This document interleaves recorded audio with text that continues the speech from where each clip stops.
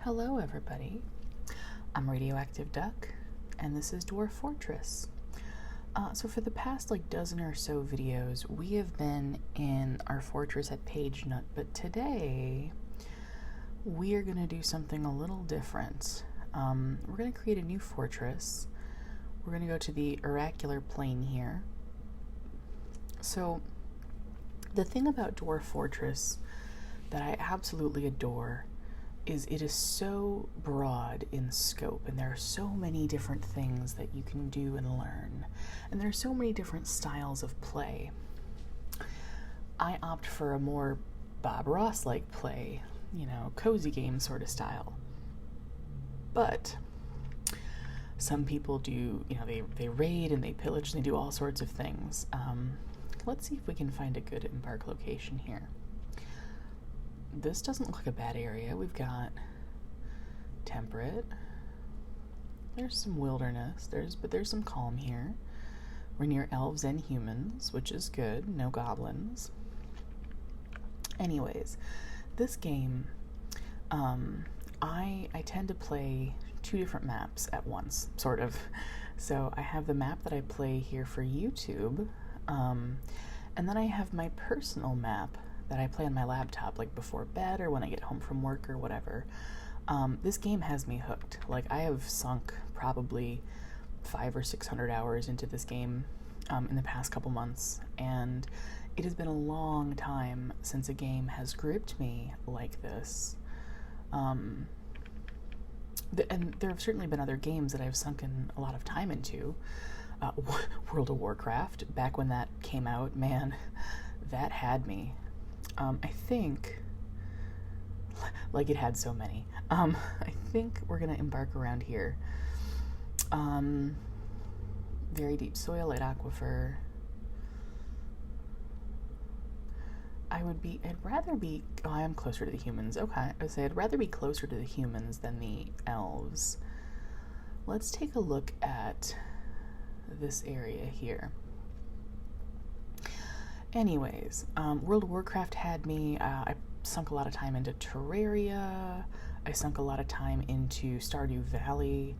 I sunk a lot of time into, back in 2020, I was one of the lucky ones who had a Nintendo Switch, and I was able to get Animal Crossing.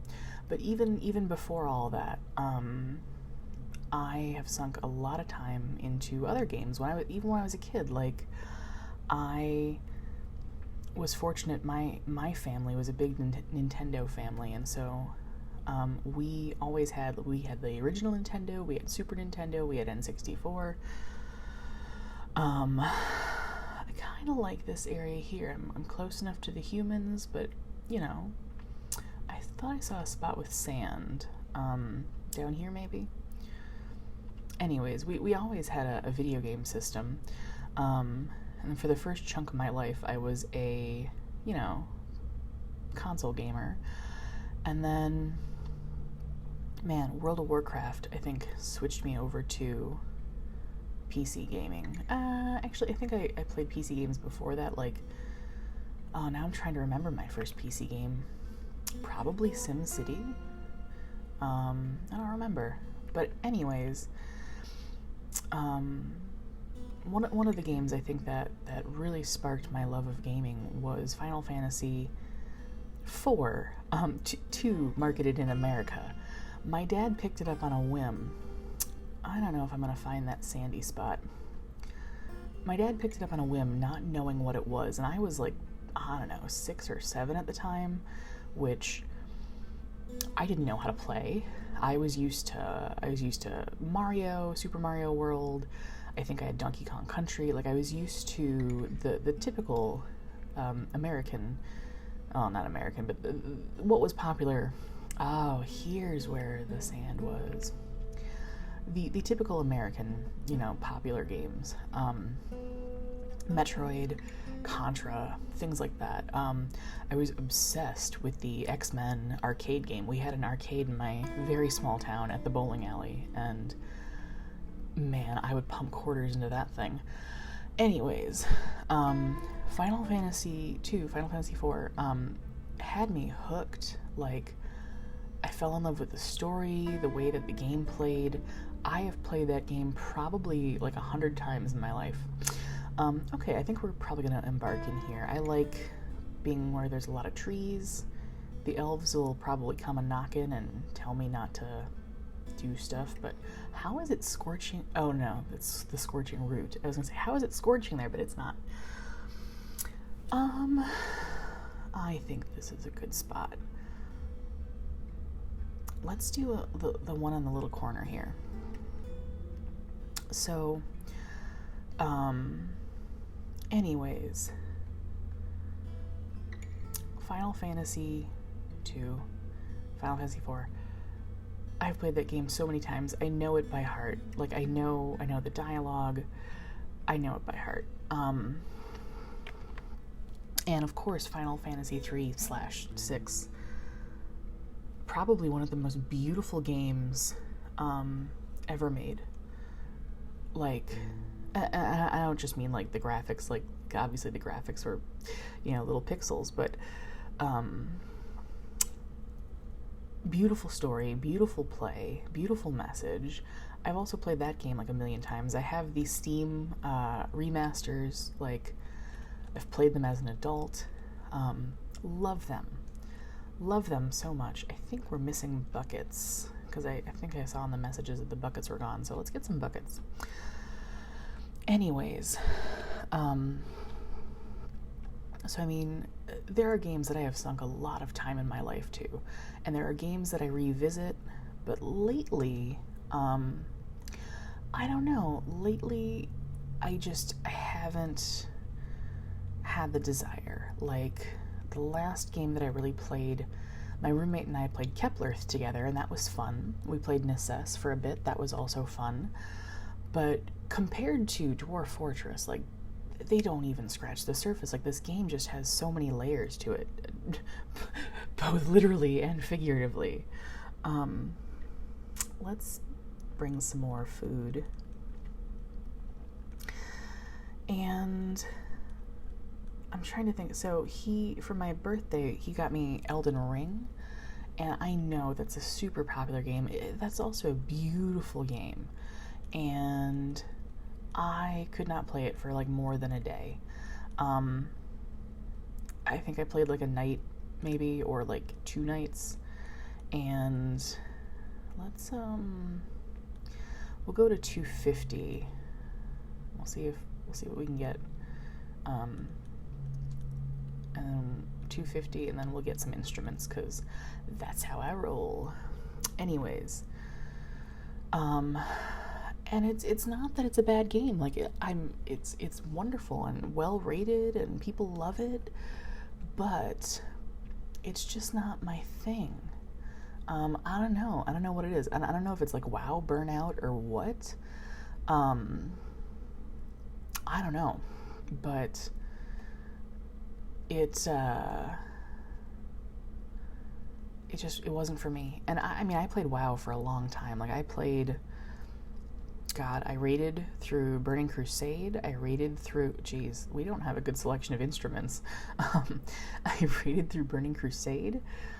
I raided through Lich King, obviously my favorite expansion. My God, that was great. And I know that it went on for a long time. I feel like there was a big gap of time between Lich King and Cataclysm, but I mean, they remodeled the entire world, so that makes sense. I rated Cataclysm. It was fun. Like, there's a lot of things that I liked about Cataclysm. I know people in general didn't favor it, but I thought it was pretty good. Was Deathwing as good of a raid as Arthas? Fuck no. But it was still good. I liked it.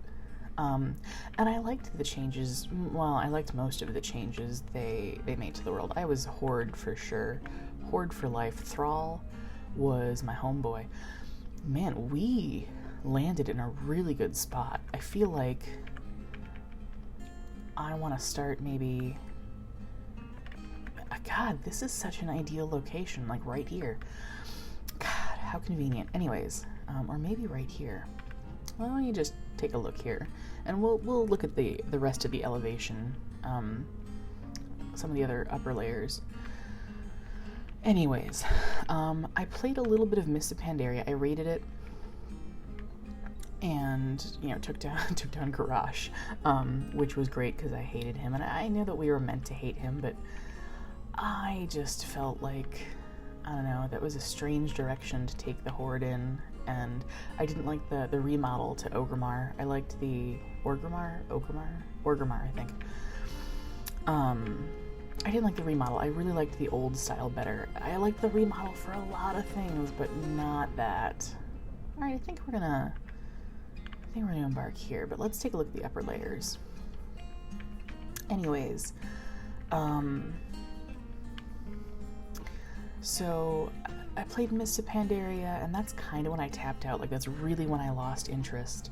My guild leader, a woman named Erin, who I loved, she unfortunately passed away recently, and man, just a sad turn of events, but she was wonderful and an amazing guild leader, amazing raid leader. Like, we had so much fun. Everybody was so chill, and like nobody ever like freaked out or anything. I had been in some other guilds before hers, and it was fine, but she was just a wonderful person. Anyways, she had gotten me to come back for Warlords of Draenor, and because she wanted me to raid, and I did. Like, I bought the expansion, and I was there for like launch day, and it was terrible. The queues were like hours long to get in. It was terrible, and I don't know, I wasn't all that impressed with the storyline, and I wasn't all that impressed with like the features that they added, because I feel like it was just a lot of busy work to set up like your garrison, I think it was, or like your base or fortress or whatever, and there wasn't a lot of payoff for it, and it was like things that you had to do. Like, Dwarf Fortress is wonderful because there's nothing that you really have to do.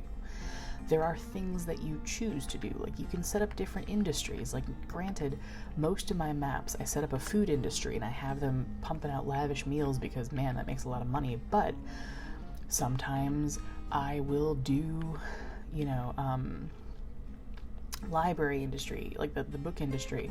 Sometimes I will do like the leather industry or the cloth industry. Like, you don't have to do any of those things to succeed because you can trade for things that you need, and I feel like that was sort of missing from WoW, where it was like you had to do everything. You had to go mining, you had to go gather leather, you had to go do this, and you had to go do that, and it was really just a grind fest. And I got sick of it. And again, the story just wasn't engaging enough because I really don't give a shit about Garrosh. And I feel like they put all their eggs in that basket. But this isn't me like dumping on WoW. This is just like, I feel like every game has alright, I think this is sort of like the ceiling of where we're at. Speaking of ceilings, I feel like every game sort of has that ceiling of when you can't play it anymore. Either, you get bored of it, or like you've done everything that there is to do. Like, Terraria is an amazing game, but I've sunk hundreds of hours into that game, and I've beaten every boss. Like, I've done everything there is to do, and I know that they do I want to go here or do I want to go here? I know that they add like updates and patches and stuff, but like the appeal to me is just gone. Loved it, loved the memories, but have no desire to revisit it. All right, I think here's where we're gonna go. It's just so convenient. Anyways, so we are gonna set up our pen and pasture here, and then get the ball rolling. Anyways, I say that a lot, don't I? Hey, there's a little deer friend. So, Dwarf Fortress has been amazing. My roommate had tried to get me to play this years ago. I think I've mentioned this before, and I was intimidated. I'm like, there's no way I'm gonna figure it out. And yeah, there's a learning curve to this game, but they make it so much fun to learn. One of the things that I think just has me hooked is that there are so many possibilities. who is our, one of the miners is the expedition leader. Okay, I'm fine with that. That's fine. I was trying to make it the hunter, but yeah, luck of the draw. That's fine. You guys are going to be miners for right now. So one of the things that I love, though, is that there are so many possibilities, and there are so many things that you don't always know about. Like, I have sunk so many hours into this game, and there are things in it that I still haven't uncovered, and things that I don't know exist. It took me like 20 maps before I encountered a plump helmet person, you know? We're going to go through and do all these settings quick before we do anything else, because if I don't do it now, I will forget. So I want to make sure our kids don't do chores, and that we don't burn our plump helmets in cooking, and that we use them only for brewing. There are a couple other things I want to do, and I can't remember what they are. So hopefully, as I move around, I will remember. Anyways. Oh, setting up the refuse. That's what I wanted to do. But you know, I didn't encounter my first plump helmet person until, 20 maps in, and it was such a delight, like such a surprise. The character sprite was cool, and I'm like, what is that? That's amazing. And I know that there are other little characters that I have not encountered. This game is just so well designed and beautiful, and I feel like the replayability is amazing. I often replay Final Fantasy II and Final Fantasy IV and Final Fantasy VI. I at least once a year will play through them, because I still enjoy them. I feel like they hold up over time. Oh, that's not what we want. We want the trash. I feel kind of the same about A Link to the Past. A Link to the Past was great. I loved it. I don't play that one like every year. I get in the mood to play that. So every couple years I'll be like, oh, that's what I want. That's what I want to play. Let's do a water source down here, because it's a little bit bigger than that little dinky pond. So, it's one of those things that, same thing, A Link Between Worlds was also like a great, whoops, I didn't realize I did that. I wanted to do this. A Link Between Worlds was great, and I feel like it was a wonderful, like, sequel. I enjoyed it, but it doesn't have the same replayability for me. The mechanics were cool, the story was great, but there is something about that first one where it's like they got lightning in a bottle, and it's really hard to do that again. You can't just take the same world and the same characters and think that people are gonna feel the same way about it, especially 20, 25 years later. In any case, so there are definitely games that I replay time and time again. Where do I want to start? Let's do it up here. No. So it's just one of those things where, like,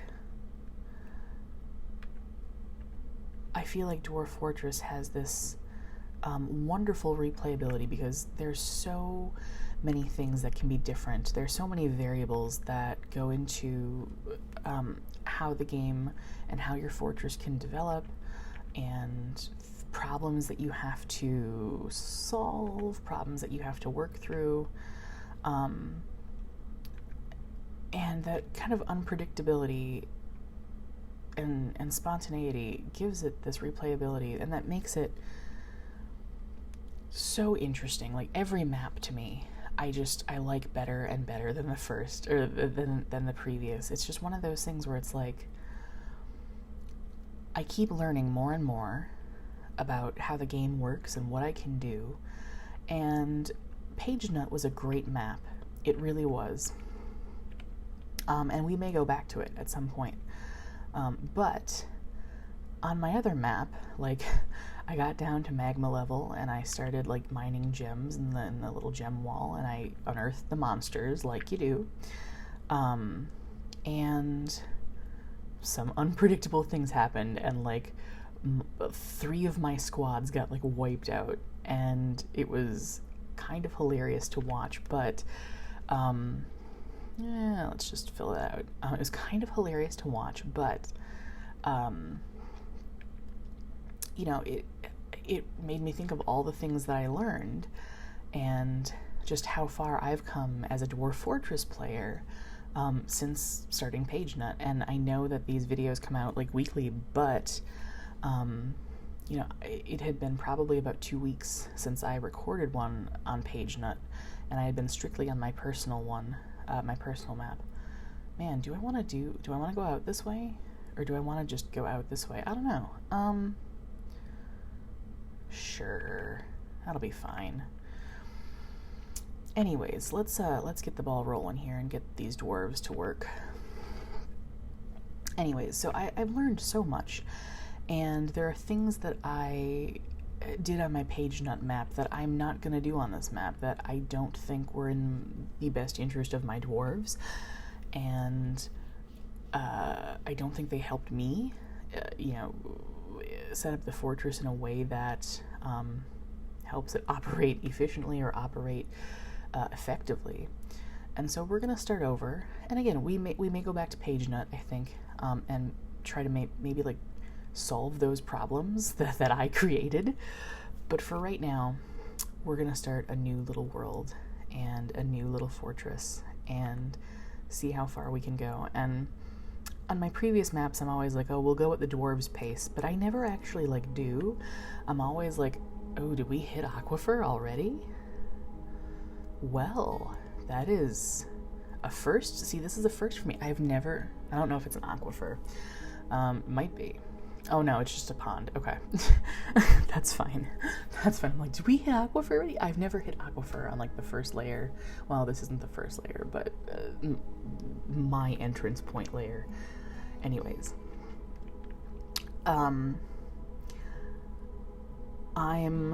I don't know, I'm excited to sort of employ the things that I learned through trial and error. And yeah, I watch other Dwarf Fortress videos, I watch other players, and I learn things from them. Like, obviously, like Misgenerator, Twisted Logic, 100%. And I will put that in every fortress because it bumps up their happiness so much. But there are even things that I learn on my own about, like, the way that I had my production set up. Like, it just wasn't efficient, and it led to the dwarves being more sort of lethargic eventually. And I thought that I thought it was a kindness that I was letting my dwarves have rest time, but dwarves like to be productive, so we're going to make them productive, and I'm actually going to sort of try much harder to work to their schedule, because I feel like that really helped me on the last map. Like, I think it's the furthest I've ever gotten until I was sort of wiped out, but it's fine. It's the furthest I've ever gotten, and the dwarves were the happiest they've ever been. It took a while to get to that point. Like, my dwarves were kind of unhappy at first, but eventually, like, their happiness levels were pretty off the chart. So let's start setting things up here. I'm going to set up our storage first. We're going to do most of our storage back here for now. And, oh, no, we want all things except for wood and except for stone. We'll do all things there for now. And then we're gonna put our stairway like right here, because I want it to be close to the trade depot, which is gonna go right here. Anyways, so I completely lost my train of thought, but that's okay. Oh, we're gonna set up workshops. That's what we're gonna do. Let's do our carpenter. Where's our carpenter? Right here for now. And we'll do our wood storage right by the carpenter. Or at least a little bit of wood storage. So yeah, we're gonna work to the dwarves' schedule, and we'll see how it goes. So the first thing that we're gonna do is we're gonna set up a dormitory here. Well, we're gonna get a manager set up, and we're gonna get the carpentry station set up, but we're gonna get the dormitory set up. Now, on the last, I'm usually like in such a rush to get bedrooms set up, and to get the living quarters established, and I've certainly had maps where I waited way too long, but this game gives you, I feel like it gives you a little bit of wiggle room, and the dwarves don't necessarily have super low happiness levels right away, which is kind of nice. So I'm not going to panic so much about the living quarter layer. I'm just going to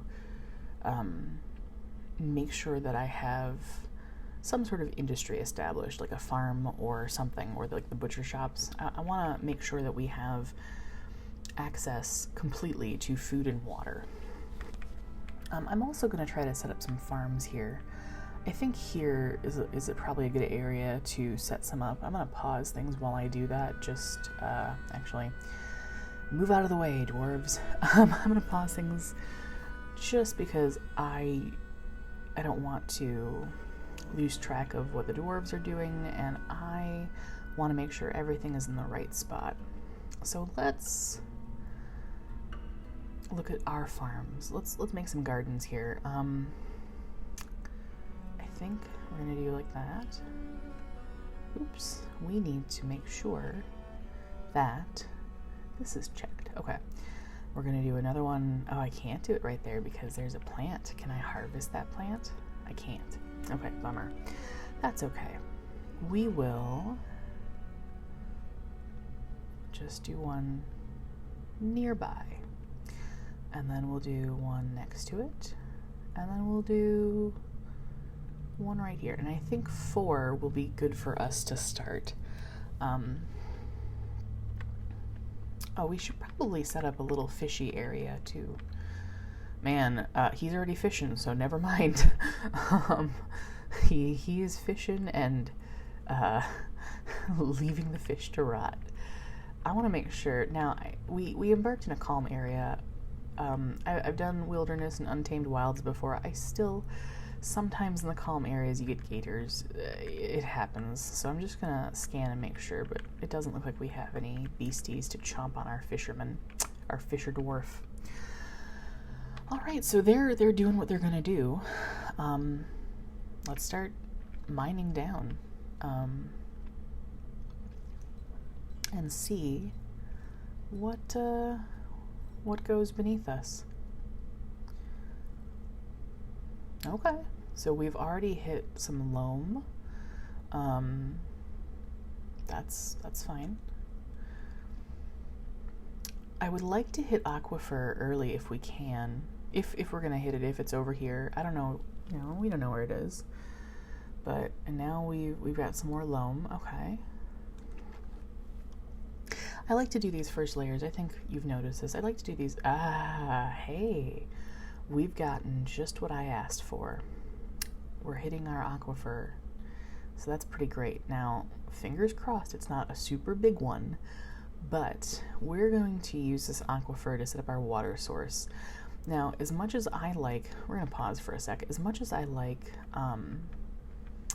using like the river or the brook for a water source,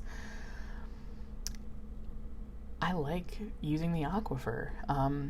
There's no chance of little fishies getting in there, and I control how much water there actually is, and it's kind of nice. And also this brook, it's not like it's not huge. Like, I have seen rivers that are a little bit bigger, and now underneath it doesn't look too bad, but I don't know. I'd rather just set up a water source here, and once we get down into the caverns, we'll likely find more water sources there. So we're going to, I'm gonna mark this here. Not that way. I'm gonna mark this here. This is gonna be our water source. This is where we're gonna set up our water. So, or not this one. No, the one down. The one down. Whoops. This is going to be our water source. Okay. So, let's hollow out some stairs here and get started with that. So this is sand, which is fine. We may even be able to create like a little pond too, like a dwarf-made pond for our animal pen. I don't know where that's going to go. We'll find out. Oops. What is this? Oh, this is citrine. Part of me wants to take it, but also I'm just going to leave it.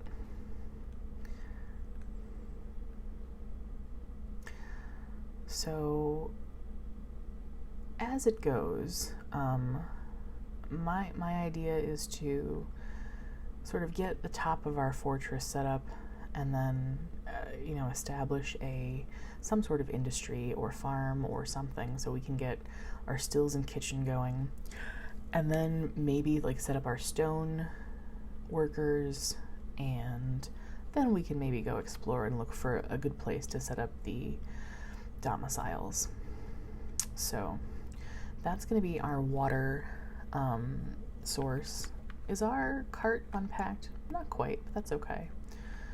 We're gonna have them do that. And we're also gonna start setting up some other workshops here. Oh, this is done. So we can make a little chair. We'll make some doors. We need 2 doors for like the entrance, 1 for the bedroom. And then once we get that chair down, then we'll start doing work orders for beds and stuff. So let's put a chair down in the corner.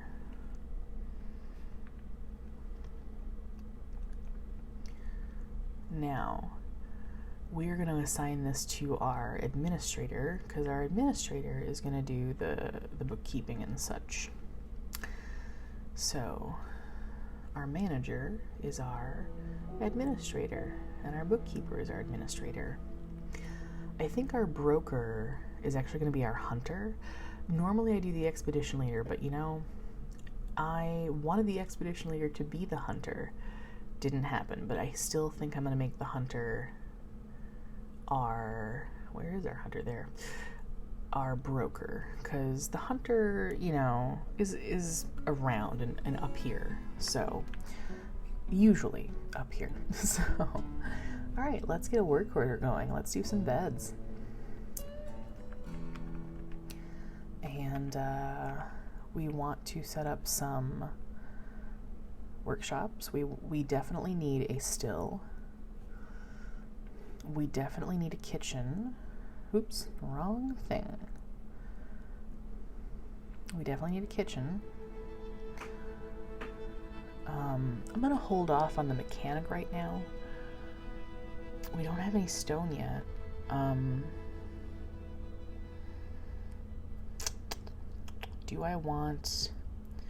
Don't want a butcher up here. I don't need the stoneworker, so we're just gonna hold off. We'll do these 2. But we are gonna set up some more work orders for barrels and bins. Empty barrels, that'll be good. And we're gonna make this storage just a touch bigger. And we're gonna do a sort of meeting area for our dwarves here, and maybe out to here, just so that they have a little social area before we get our domiciles set up. Oh, we should do our trade depot too. Let's do our trade depot right away. All right. So my plan is I'm going to put doors here right now. Eventually it's going to be a... Oh, no. I think... Yeah, we'll just leave doors there for now. And we're going to put a drawbridge right here, I think. Normally I do a drawbridge behind the doors, but I don't know if I like that. So we're gonna do just the drawbridge here. Let's put our doors up though. Oops. Needs oh, we need to fix that. Okay. Well, I don't have any stone, and I don't want to use, well, I guess we'll use wood, but I'm not going to do all of them. I'll just take that one out. It's fine.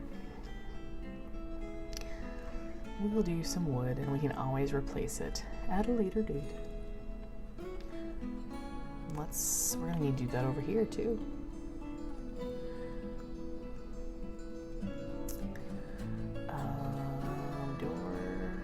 Door. I don't like the way that looks, but we'll fix it once we get some stone. It'll be fine.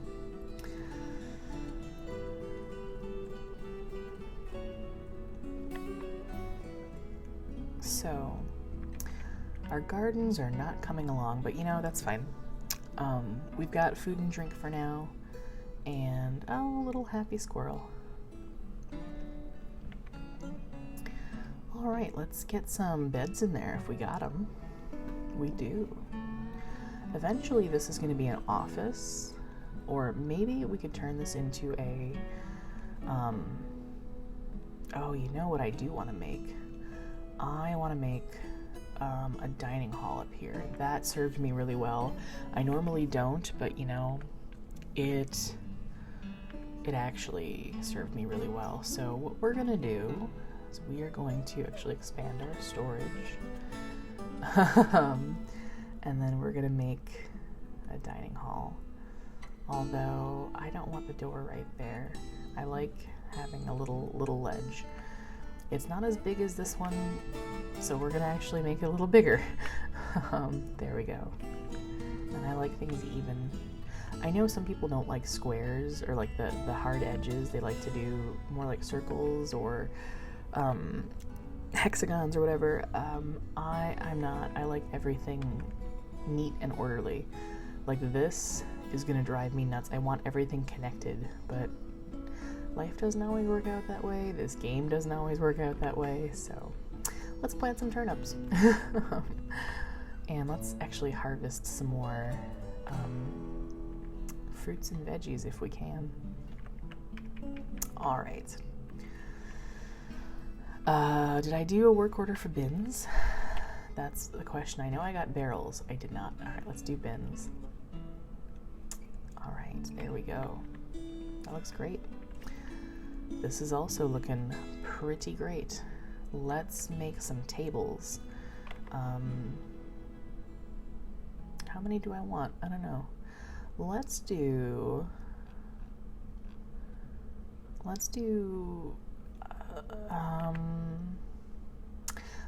6 tables, I think, and then we'll do some more chairs. We'll do like 10 chairs maybe. Yeah, I think that'll be good. We have plenty of wood. We are gonna actually, though, expand the wood storage so that it's all in here. Do we have a door? We don't. So that's okay. We can make another one. Because we want a door for our dining hall.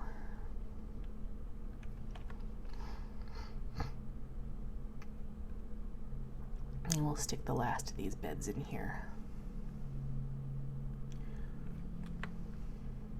All right, so we'll set our dormitory. Now, I could put the animals over here. I kind of like the idea of having the animals on the top floor, but also I kind of want them closer to wherever the butcher shop and kitchen are going to be. And I don't know where those are going to be quite yet. So, but I like the idea of not having to flood an area to get the fungus to grow. So it would be nice if we could do it up here in the sand. We'll see. We'll see. And, you know, these look like they're ripe and ready to go. So our little planter is actually going to be taken off now. I think I had him mining, but we're going to take the farmer off. All right. So let's continue to go down. So we said this is going to be our water reservoir, which is fine. Let's just see how far this aquifer, how deep this aquifer goes.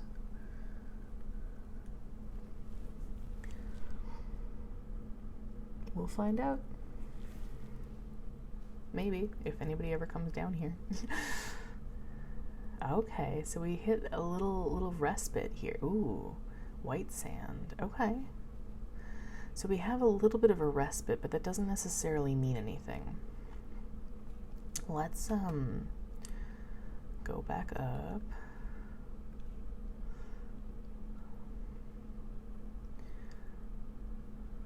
Ooh, we hit zircon already? My goodness. And we've hit microline, which I do love. I love the sort of the blues and the purples, the dark blues, the pastel blues, all of the purples, just such lovely colors. The palettes in this game are absolutely gorgeous. We're not going to do that. We're going to do wood.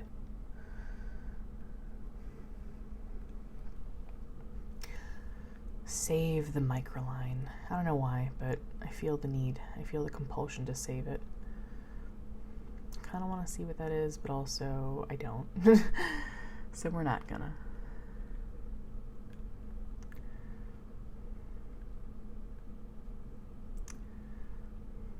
It would be weird if the aquifer were just on that previous layer and kind of cut off here, but we'll see. All right. Going down. Continuing.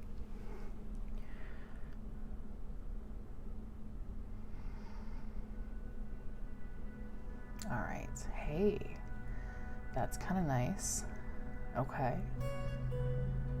Okay. Hey, we hit amethyst already too? My goodness. I'm going to seal this off as well. Wow. Allanite.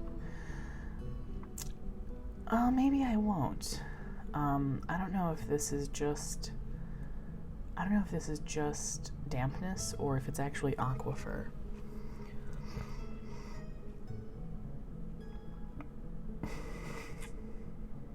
Okay, it looks like it's, well, here's the thing, it still could be dampness. So I'm gonna hold off on sealing anything, and I'm gonna dig down another layer, and we'll see what that looks like under there.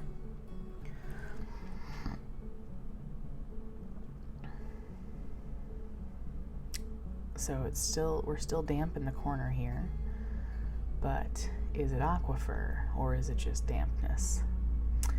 That is indeed the question. While we're sort of contemplating this, could somebody please come mine this out? It would be nice. While we're contemplating this, let's set up our food hole, our eating room. We'll put our tables in here. Oh man, do we have more than 6 tables? It looks like we might. It's kind of interesting. Oh no, we don't. We have 6. I'm just dumb. And let's pop some chairs in here.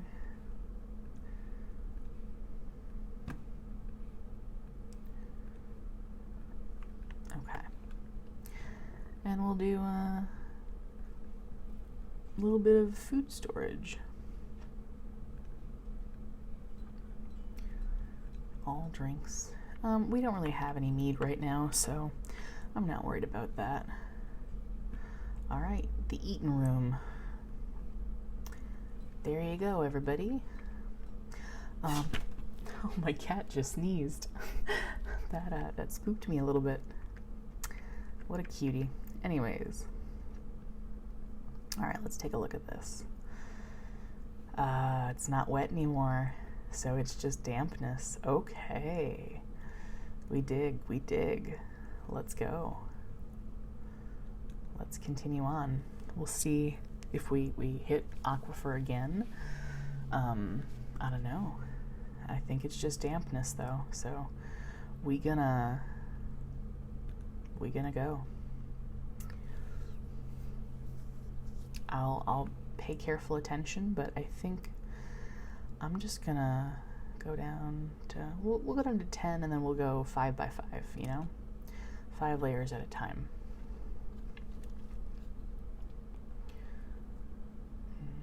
More microline, I'm good with that. We're gonna have to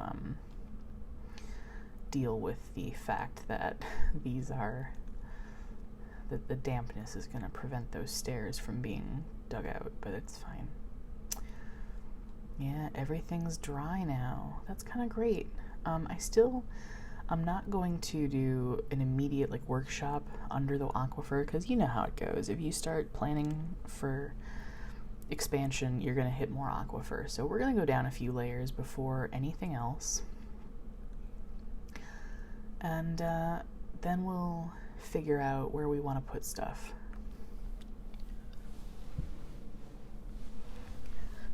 All right.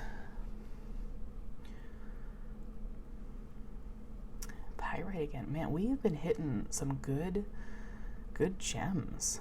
That kind of gives me hope for when we get further down.